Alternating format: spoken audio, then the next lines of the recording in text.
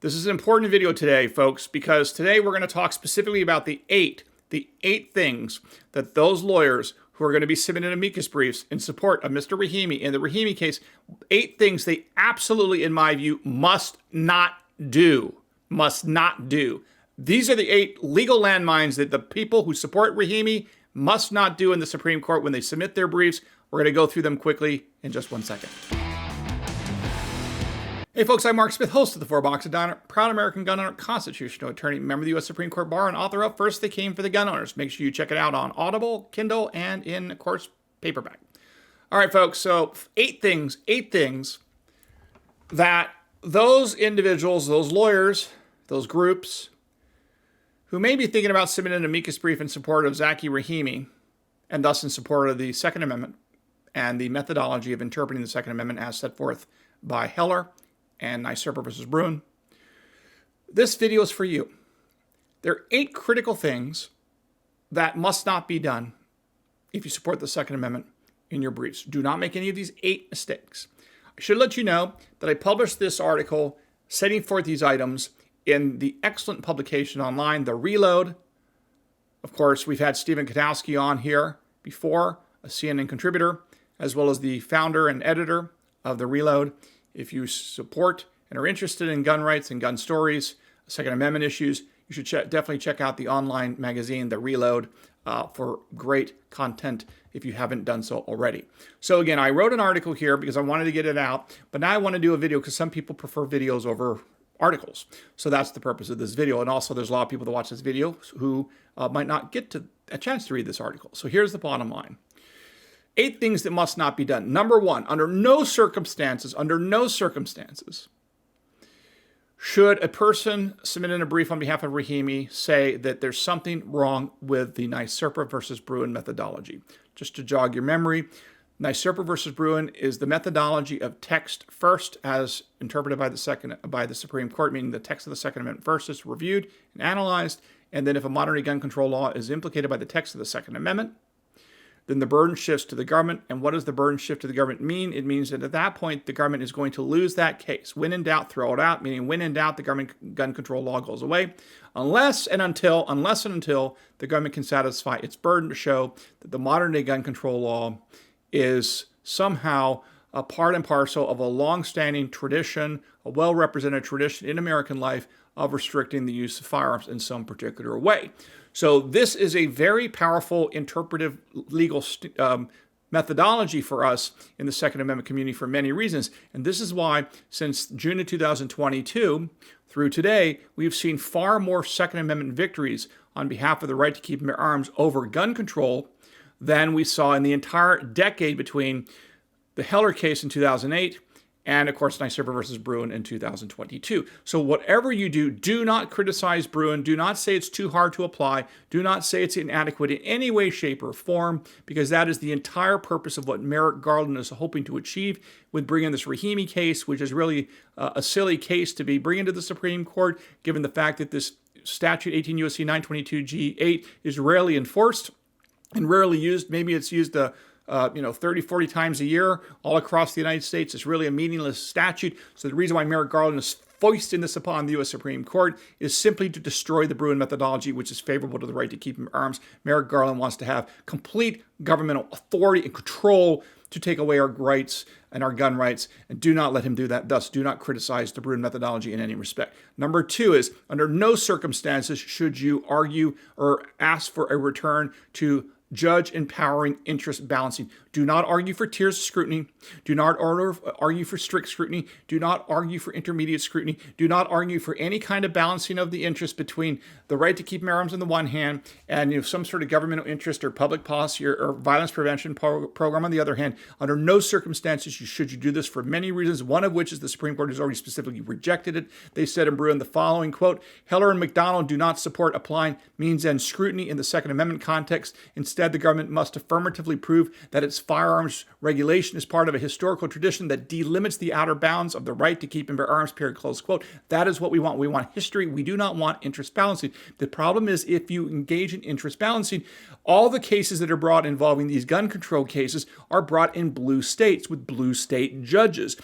California, Oregon, Washington, New York, Maryland, New Jersey. And most of these blue state judges, they are political appointees by a president, almost always a Democrat, with the blessing of the two blue state Democratic senators, all of whom are inevitably hostile to gun rights. So the odds of you getting a judge that's going to give you a fair balance of the interest between gun rights on the one hand and governmental interest on the other hand is slim to zero. That is why between 2008 and 2022, we basically lost every single Second Amendment case that was brought in the lower courts because of this interest balancing. Moreover, you have to think practically. The other side has infinite resources. These governments, the federal government, the billionaires that support gun control law, the public health schools, the Ivy League schools, you have infinite resources of public health professionals and statisticians and mathematicians and so on, and social sciences, all of whom can churn out on a daily basis anti-gun studies.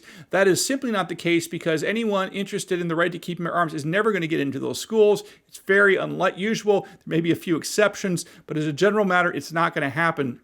And so they have the overwhelming advantage to pump out these studies that say guns are bad. Even if they're not good, the reality is they are able to keep doing it over and over and over again. And that is a great advantage the other side has in a tiers of scrutiny or balancing, interest balancing world. Moreover, hiring experts is expensive.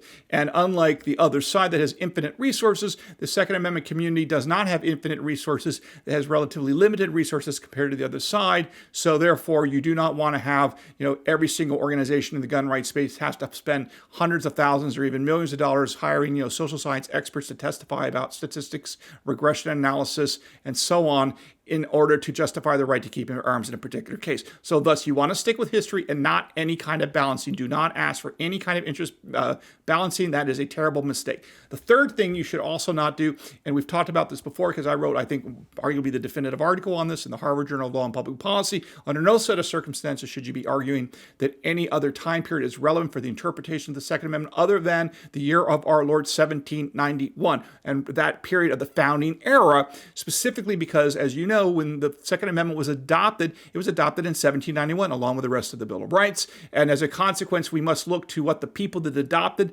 wrote the document, adopted the document, ratified the document. What did they think the words meant? What did they think the relevant history was? And so on and so on. You must focus on that. Do not let the anti-gun community do what they want to do, which to talk about post-14th Amendment, post-Civil War laws as historical analogs to justify modern-day gun control laws. The reason why the anti-gunners want to look to the late 19th century, and we've talked about this before, and I'll put a link to my Harvard article down below so you can go through the arguments as to why what they're doing is wrong.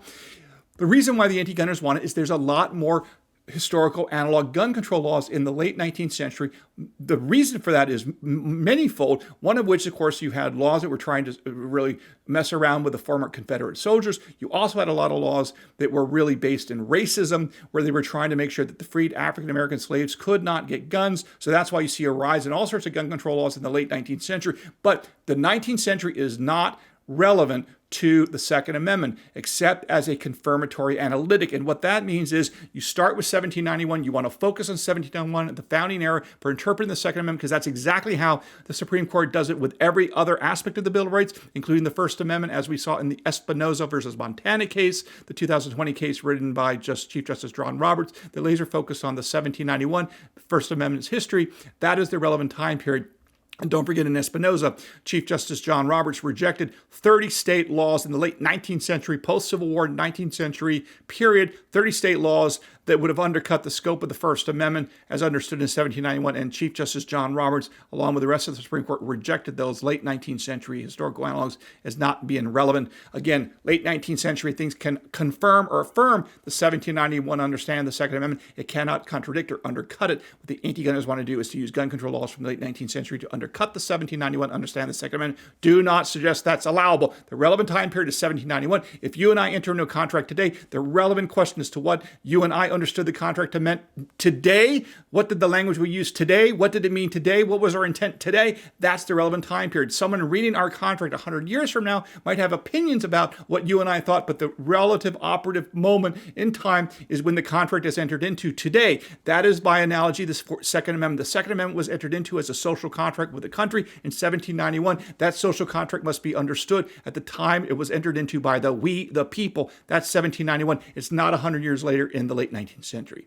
The fourth thing that you must not do is under no further circumstances should you argue that Mr. Rahimi is not part of we, the people, specifically the right of the people to keep and bear arms shall not be infringed. The people consist of all Americans, all people with ties to this community. That includes Mr. Rahimi. To the extent he is denied the ability to have a gun, that will occur at the historical level where the burden of proof is on the government. Thus, it's very important textually that you make sure you admit and state that Mr. Rahimi is obviously part of the people textually, and then as to whether or not he can be disarmed, that's a question of historical analog, where again, the government bears the burden, which is we always want to shift the burden to the government at all turns, and thus do not do anything to suggest that taking Mr. Rahimi's gun rights away occurs at the textual level. That is simply not right. Do not suggest that in any respect. The fifth thing you got to make sure you do not do is make sure that you do not rely on any odious or discriminatory historical laws. Don't talk about laws that disarm the Catholics because they're Catholics. Don't talk about laws that disarm the blacks because they're blacks. Don't talk about laws that disarmed, any kind of groups that are based in some sort of racist nature. Do not do this. This is bad form. The Department of Justice has abandoned this argument, so do not embrace these gun control laws because it will make everyone look bad. And again, the Department of Justice is not using these racially odious laws anymore, so you should not do it either. The sixth thing you must not do if you're submitted a brief in support of Mr. Rahimi is under no sort of circumstances allow a highly generalized amorphous concept of doing good or doing something right for the public safety to be an analogous historical analog. Specifically, you want to make sure, again, when the text is implicated, the burden shifts to the government. Make sure the government has to show specific historical analog laws at the time of the founding to justify 18 U.S.C. 922 G8. Don't let them get away, and don't suggest they can get away with some much more amorphous, generalized historical presumption or law or regulation or like. Remember, the law specifically as set forth by Bruen is, in keeping with Heller, we hold that when the Second Amendment's plain text covers an individual's conduct, the Constitution presumptively protects that conduct. To justify its regulation, the government may not simply posit that the regulation promotes an important interest. Rather, the government must demonstrate that the regulation is consistent with this nation's historical tradition of firearms regulation. That's the key.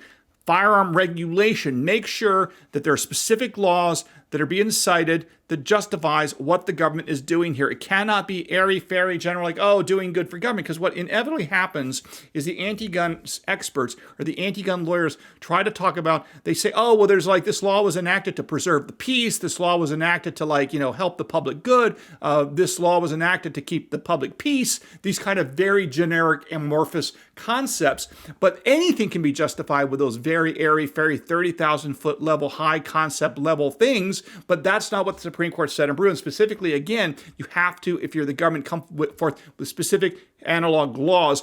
Do not allow the government to do something very generalized. Do not suggest that anything other than very specific laws are appropriate analogs that can be considered for restricting Second Amendment rights or for restricting or delimiting the scope of the Second Amendment rights.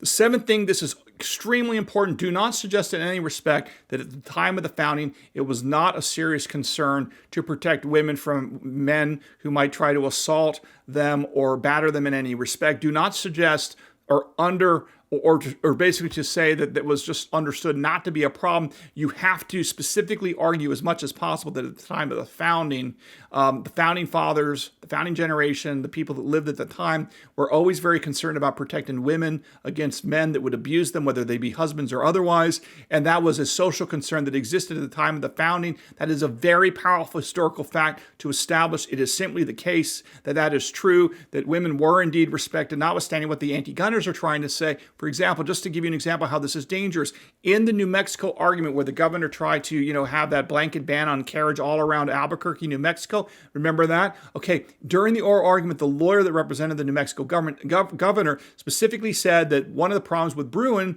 was that by using founding era historical analogs, it did not recognize the fact that you had modern day problems such as, today women have rights, but back then they didn't. That is simply a myth. Women were very much protected. They could benefit from surety laws. They could benefit from various laws. Men would go to prison if they beat their wives. And of course, you had a whole religious undertone in the early American continent, because keep in mind, Plymouth Rock was the Puritans, that with the Mayflower and all that.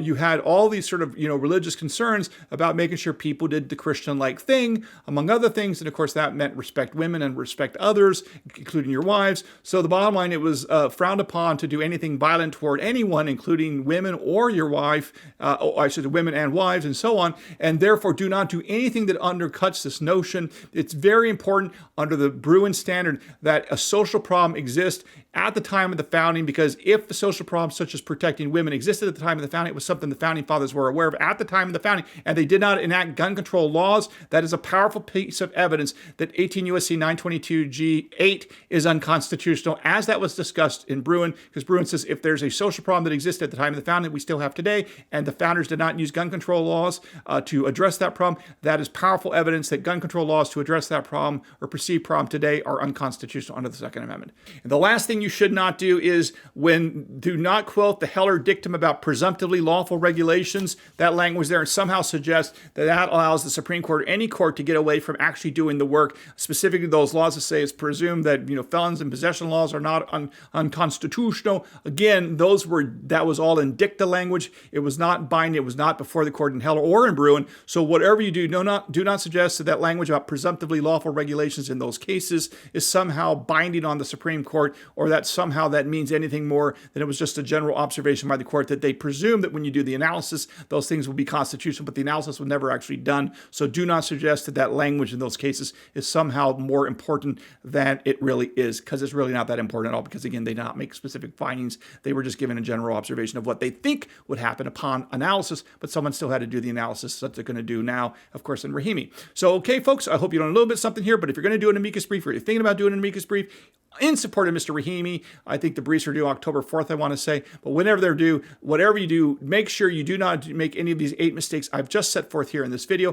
which I also set forth in my article for the reload, which I will also link to down below in the description of this video. And again, don't forget to follow me on at Twitter, at 4Boxes Diner. And again, feel free to follow me here at the 4Boxes Diner. And again, hope you're enjoying the show, and we'll see you again soon here at the 4Boxes Diner. Orders up. Table 2A.